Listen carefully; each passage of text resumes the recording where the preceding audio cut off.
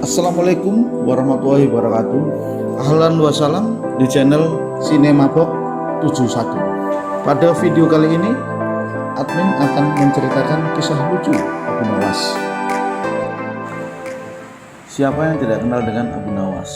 Seorang bujangga Arab yang bernama asli Abu Ali Al-Hasan bin Hani Al-Hakami.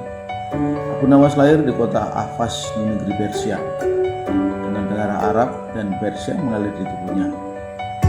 Lewat humor-humor yang jenaka namun mengena, beliau Abu Nawas sering mengkritik para penguasa seperti masa kekhalifahan Harun al-Rasyid. Kritik yang mengena namun dibuat jenaka itulah yang membuat sang khilafah tidak bisa marah namun bisa memahami apa yang disampaikan.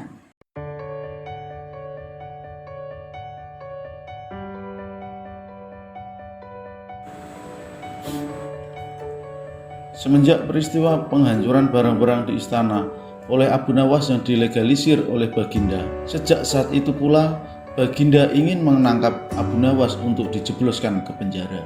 Sudah menjadi hukum bagi siapa saja yang tidak sanggup melaksanakan titah Baginda, maka tak disangsikan lagi ia akan mendapat hukuman. Baginda tahu Abu Nawas amat takut kepada beruang. Suatu hari Baginda memerintahkan prajuritnya menjemput Abu Nawas agar bergabung dengan rombongan Baginda Raja Harun al-Rasyid berburu beruang. Abu Nawas merasa takut dan gemetar, tetapi ia tidak berani menolak perintah Baginda. Dalam perjalanan menuju ke hutan, tiba-tiba cuaca yang cerah berubah menjadi mendung. Baginda memanggil Abu Nawas. Dengan penuh rasa hormat, Abu Nawas mendekati Baginda. "Tahukah mengapa engkau aku panggil?" tanya Baginda tanpa sedikit pun senyum di wajahnya. "Ampun tuanku, hamba belum tahu," kata Abu Nawas. "Kau pasti tahu bahwa sebentar lagi akan turun hujan. Hutan masih jauh dari sini. Kau kuberi kuda yang lamban, sedangkan aku dan pengawal-pengawalku akan menunggang kuda dengan cepat. Nanti pada waktu santap siang kita berkumpul di tempat peristirahatanku. Bila hujan turun, kita harus menghindarinya dengan cara kita masing-masing agar pakaian kita tetap kering. Sekarang kita berpencar," Baginda menjelaskan. Kemudian Baginda dan rombongan mulai bergerak. Abu Nawas kini tahu Baginda akan menjebaknya. Ia harus mencari akal, dan ketika Abu Nawas sedang berpikir, tiba-tiba hujan turun. Begitu hujan turun, Baginda dan rombongan segera memacu kuda untuk mencapai tempat perlindungan yang terdekat. Tetapi karena derasnya hujan, Baginda dan para pengawalnya basah kuyup, dan ketika santap siang tiba, Baginda segera menuju tempat peristirahatan. Belum sempat baju Baginda dan para pengawalnya kering, Abu Nawas datang dengan menunggang kuda yang lamban. Baginda dan para pengawal terperangah karena baju Abu Nawas tidak basah. Padahal dengan kuda yang paling cepat pun tidak bisa mencapai tempat berlindung yang paling dekat. Pada hari kedua, Abu Nawas diberi kuda yang cepat, yang kemarin ditunggangi Baginda Raja. Kini, Baginda dan para pengawal-pengawalnya mengendarai kuda-kuda yang lamban.